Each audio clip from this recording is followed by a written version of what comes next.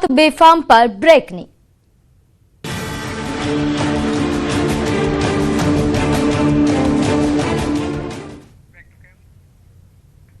મોરબીમાં હળવદ ખાતે ખાનગી સ્કૂલ બસે અકસ્માત સર્જ્યો।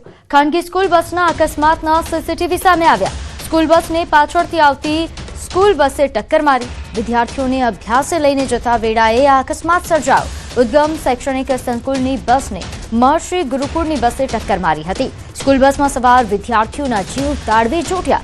અકસ્માત સર્જાતા વિદ્યાર્થીઓમાં અફરાતફરી મચી ગઈ।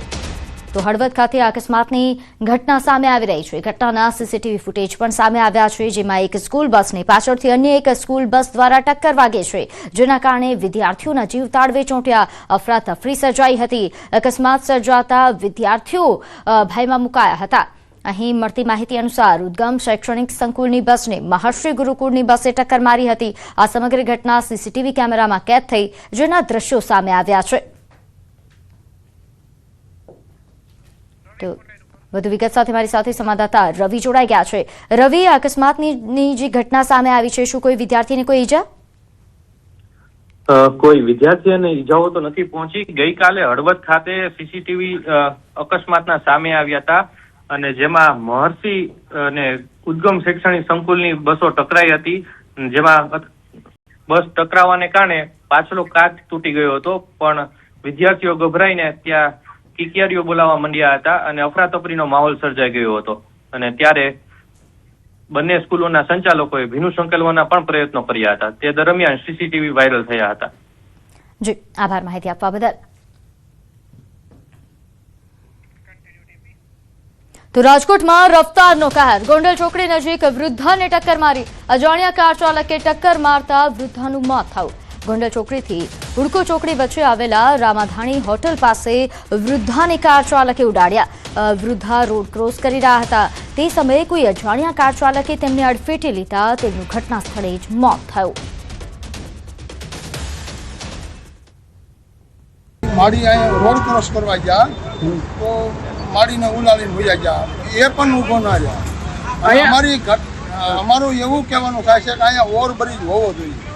કાલે એક માળી અહીંથી રોડ ક્રોસ કરતા હતા ને આમ ફૂલ સ્પીડથી સ્કોર્પિયો કાર આવી અને માળીને આગળ લઈ લીધા અને સ્કોર્પિયો જતી રહી। તાત્કાલિક 108માં ફોન કર્યો। 108 થોડીક જ વારમાં આવીને માજીને સારવાર દરમિયાન લઈ ગયા।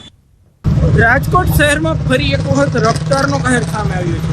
રાજકોટ શહેરના નેશનલ હાઈવે પર ગઈકાલે એક વૃદ્ધ મહિલાને, એક કાર ચાલક છે, સ્કોર્પિયો ચાલક છે, તેમને અડફેટે લીધા હતા। આ સ્કોર્પિયો છે તે ગોંડલ તરફથી આવી રહ્યો હતો અને અમદાવાદ રાજકોટ અમદાવાદ નેશનલ હાઈવે પર આ જગ્યાએ જે છે મહિલાને અડફેટે લીધી હતી। મહિલાને અડફેટે લીધા બાદ જે છે એ સ્કોર્પિયો ચાલકે એક માનવતા દર્શાવીને ઊભું રહેવું જોઈતું હતું। મહિલાનો જીવ બચાવવા માટે તેમને પ્રયાસો કરવા જોઈતા હતા, પરંતુ તેમને ન બ્રેક મારી ન મહિલાઓની સામે જોયું। તે જે પૂરપાટ ઝડપે જેટલી ઝડપથી આવતો હતો એટલી જ ઝડપે અકસ્માત સર્જ્યા બાદ ફરાર થઈ ગયો હતો અમદાવાદ તરફ, એટલે કે આ જે હાઈવે છે આ તરફ તે ફરાર થઈ ગયો હતો। સ્થાનિક લોકો છે તે મહિલાની મદદે દોડી આવ્યા હતા અને તાત્કાલિક 108ની મદદે હોસ્પિટલે ખસેડવામાં આવ્યા હતા। જોકે મહિલા જે છે હોસ્પિટલમાં તેમને સારવાર મળે તે પહેલાં જ તેમનો જે છે એ જીવ પણ ગયો હતો।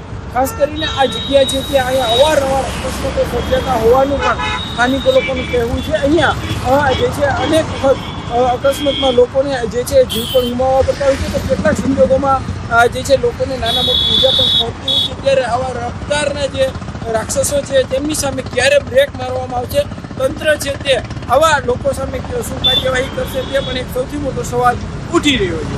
હાર્દિક જોશી। તો રાજ્ય માટે ગુરુવાર ગુજારો સાબિત થયો છે, તેમાં પણ ખાસ કરીને અમદાવાદમાં જ અલગ અલગ 3 અકસ્માતમાં 3 લોકોના મોત નીપજ્યા। ડભોઈ એસોઈ રોડ પર 3 અકસ્માત સર્જાયા। બ્રિજ નજીક 2 ટ્રક પલટી ખાઈ ગઈ, તો એક પિકઅપ ગાડી બેરિકેડ સાથે અથડાઈ, બીજી એક ટ્રક ડિવાઈડર પર ચડી અને રોડની બીજી બાજુ પલટી મારી। અમદાવાદના અસલાલી વિસ્તારમાં તો કાર ચાલકે કાબુ ગુમાવતા રેલિંગ સાથે અથડાતા મોત થયું। સાથે જ અમદાવાદ શહેરમાં ડમ્પર ચાલકો પણ બેફામ બન્યા છે। કર્ણાવતી ક્લબ પાસે ડમ્પરે કારને ટક્કર મારતા ડિવાઈડર પર ચડી ગઈ હતી। સદનસીબે અકસ્માતમાં કોઈ જાનહાનિ નહીં।